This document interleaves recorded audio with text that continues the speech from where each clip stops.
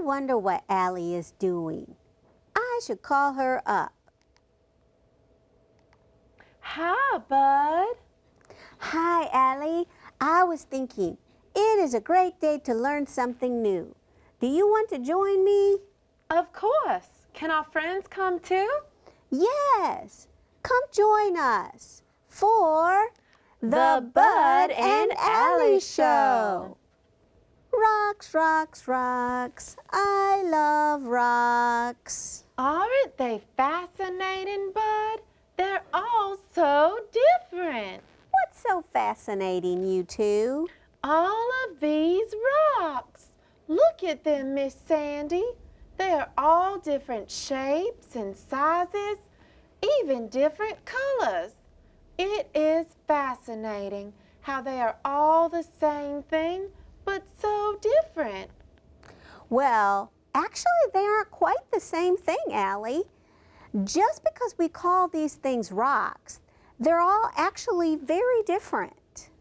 What do you mean, Miss Sandy? Look closer at the different rocks, Allie. What do you notice? Well, these two rocks are darker, and they have sharp edges. And, ooh, those two rocks are smooth and colorful. Yes.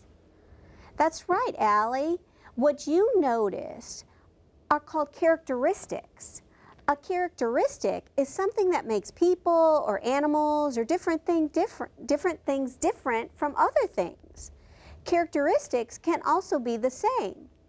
Oh, so like how Allie and I both walk on four legs, that is a característico or characteristic that we have that is the same, but I have fur and Allie has scales, and that is a characteristic that is different. Right. Think about me and Miss Leanne. We both have brown eyes, which is a similar characteristic, but I have black hair and she has grayish hair. Our hair color is a characteristic that is different between me and Miss Leanne. What about Miss Leanne? Hi, Miss Leanne. We were just talking about characteristics. Allie and Bud found some great rocks, and they all have different characteristics. Ooh, let me see. Ooh, these are beautiful. Hey, you know what would be fun? What if we sorted these rocks by their different characteristics? That might help us learn some more information about them. Well, I already noticed that these rocks are darker. That one. And this one. Okay. And these have those sharp edges. Oh, I see that one. Yeah, that's a good one. Good job, Allie. And these rocks are colorful. Oh, look at that. Oh, yes. Here's another colorful one. Good job, Allie. I see more smooth, colorful rocks over here. Ah, you're right, Bud. That's smooth and colorful. It really kind of has two. Let's put it in with the smooth characteristics. Friends at home, do you see any other characteristics of these rocks which we could use to sort them? Ah, yes, you're right. I see that some of them are flat. Here's one that's flat. Let's move that over there. Perfect. And I also think I heard somebody say something was kind of grainy looking. Yes, so this one has big grains in it. And of course, we have a sparkly one. There are a few sparkly ones, aren't there? Okay, great job, everyone. I love those sparkly ones. They're beautiful. There are so many different characteristics. You're right, Allie. Different rocks have different characteristics. In fact, it's those same characteristics that help geologists identify different rock types and minerals. What is a mineral? Well, rocks are made up of a lot of different types of minerals, but minerals can also be by themselves. When a mineral is by itself, it's called a sample or a specimen, not a rock. Let's think about it this way. Look at my cookie. Look closely. What do you see? I see yummy chocolate chips. And is that a nut? That's right, bud. Let's pretend that this cookie is a rock. And let's pretend that the chips and the nuts are different types of minerals. Together, the different ingredients or minerals make up the cookie or the rock. But we can also have minerals by themselves. Look at this picture. Do you see my different rock samples? Do you see all the different ingredients in them? Now look here. Here we have our different ingredients pulled out like a mineral sample. They're by themselves. Just like we can eat this chocolate chip all by itself, we can have minerals all by themselves. However, most of the time, minerals are found in rocks, and geologists have to take them out. Just like how we could pull a chocolate chip, nut, or raisin sample out of a cookie. That chocolate chip mineral looks delicioso. It does. So then, are all of these rocks and minerals? Well, not quite, bud. Some of these are actually called gemstones. What is a gemstone, Miss Sandy? A gemstone is a piece of a mineral crystal that has been cut and polished. That gives it a very pretty shape, and it makes it smooth and shiny. Beautiful cut gemstones are the types of rocks that we find in jewelry. Ah, my mama has a diamond ring. Does that mean that a diamond is a gemstone? It does, bud. A diamond is a great example of a gemstone. Most gemstones are really hard. Did you know that a gemstone is so hard it can cut glass if it's a diamond gemstone? Wow, that is fascinating. What else do you know about gemstones, Miss Sandy? Well, I know that gemstones are very valuable and expensive. There are also a lot of different types of gemstones, but the most precious or special types are diamonds, rubies, sapphires, and emeralds. Here, let me show you a picture. Look at this picture. What do you notice? Friends at home, what do you notice? Well, I noticed that some of them look like they're covered in glitter. And that one looks like, it looks like metal. And those look like colored glass. Well, you both noticed some really great characteristics of these different gemstones and minerals. Hey, look back at this rock pile. I see something interesting. Look at this one. I don't like that one, Miss Leanne. It's kind of ugly. Well, I mean, compared to the smooth, polished gemstones, that one might look ugly. This rock is not a gemstone. It is called a sedimentary rock. That's a big word. Let's break it down into syllables and say it together. Sedimentary. Friends at home, listen again one more time. Ready? Listen. Sedimentary. Can you try that with us? Let's go. Go. Sedimentary. Perfect. Now put it together. Listen. Sedimentary. Go. Sedimentary. Great job. Well, sedimentary rocks are made up of sediments. What does that mean? Sediments are tiny pieces of material that sink to the bottom of a liquid. Let's take a look at an example that I have for you. So I have a big bowl of water here. What do you think would happen if I poured this sand into it?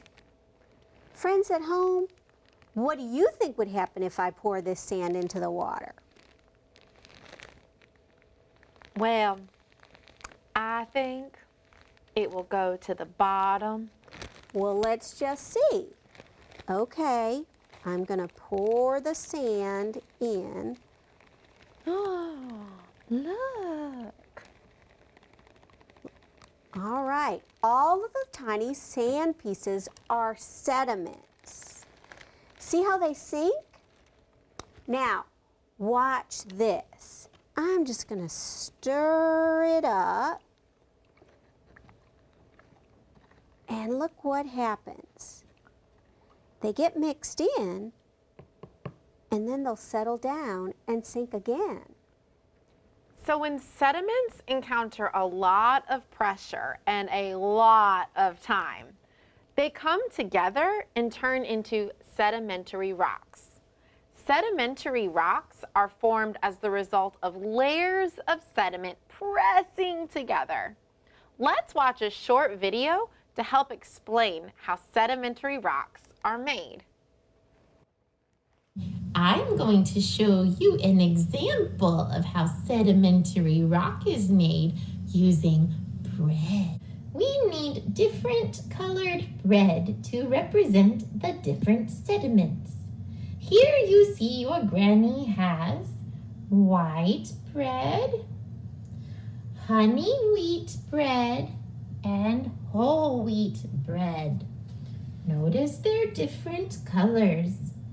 Granny also has a very sharp knife to help her cut the crust, but Granny says ask a grown-up for help cutting your own crust.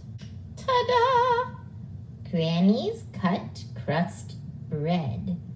This will be our sediment example. So here Granny has one layer of a sediment, and here is another layer of a different colored sediment. And now here is a third layer. Do you see the different colored sediments with their different colored layers? Yes, darling, me too. Now we know that we don't just have sediments to make sediment rock. A good recipe always needs time. Sedimentary rock also needs pressure. So let's let Granny use her granny muscles and squeeze these sediments together as tight and strong as she can. Oh, squeeze it tight with my granny muscles for a little bit of time. And let's see what we have here, dears. Look at the different layers that are all together. How cool was that? Sedimentary bread. Wow, that was cool. Now I understand. Sedimentary rock is easy to see because it has layers of sediment, like the layers of bread. You're right, Bud. Another rock type is called a metamorphic rock. Can you say it with me nice and slow? Metamorphic. Let's try that together. Metamorphic. Now let's try the whole word. Metamorphic. Metamorphic. Excellent. Metamorphic rocks are a type of rock that has formed from another type as a result of heat and pressure. So let's do some motions to help us to remember that. So when we think about heat, I feel like I have to fan myself. Plus pressure, and we can press our hands really tightly together. Heat plus pressure equals metamorphic rocks. Let's do that together. Friends at home, will you try it with us? Ready? Together. Heat plus pressure equals metamorphic rock. That's right. And a good example of metamorphic rock is marble or granite. These are made from other rocks. You could probably find marble or maybe even granite in your house. A lot of times kitchen and bathroom counters will be made up of these types of metamorphic rocks. Let's watch another video to help us understand. Hello dears, it's Granny again. This time, let's make a batch to be an example of metamorphic rock. Are you ready? For this, we will use peanut butter and white chocolate. It's important with metamorphic rock to use heat. So your Granny is heating up some white chocolate on the stove. Granny has her hot white chocolate, and we are going to add in some peanut butter. We're going to scoop up some of the peanut butter, and we're going to add it in to the hot white chocolate. Do you notice the peanut butter veins as we mix the two different materials together? Just like how metamorphic rock has veins, we see peanut butter veins in the white chocolate. And now, dearies, look at our beautiful marbled chocolate, looking just like marbled metamorphic rock. I love seeing how the two different types of material mix together to make the metamorphic rock. So I guess that a good way to help identify metamorphic rock would be to look for the veins, like how the chocolate had peanut butter veins running through it. That's a great idea, Allie. The last type of rock is called igneous rock. Did you say iguana rock? No, bud, not iguana rock. Igneous. That's a tricky word, so let's break it down and say it nice and slow. Listen, igneous. Say it with me. Friends at home, say it too. Ready? Go. Igneous. Perfect. Now let's put it together. Say it nice and smooth. Listen, igneous. Let's do it together. Go. Igneous. Great job. Igneous rocks are types of rock that form when molten rock cools and then turns solid. Let's watch another delicious video to help us better understand how igneous rocks are made. All right, dearies, for our last example, let's look at how igneous rock is made. Similar to metamorphic rock, we also need heat for igneous rock. Here you see your Granny melting down some chocolate chips to create a hot, liquid, molten chocolate sauce, which we will use for our igneous rock. Now Granny has all of her ingredients. The hot, molten, liquid chocolate and our crumbly popcorn. Let's see how lava covers old land and makes new land by pouring this melty chocolate over the popcorn. Similarly to how lava covers land and cools and hardens to make new land, the hot melty chocolate will do the same on the popcorn. Now when our popcorn and chocolate hardens and cools, it will be just like igneous rock. That reminds me of something. Remember when we learned about volcanoes and lava?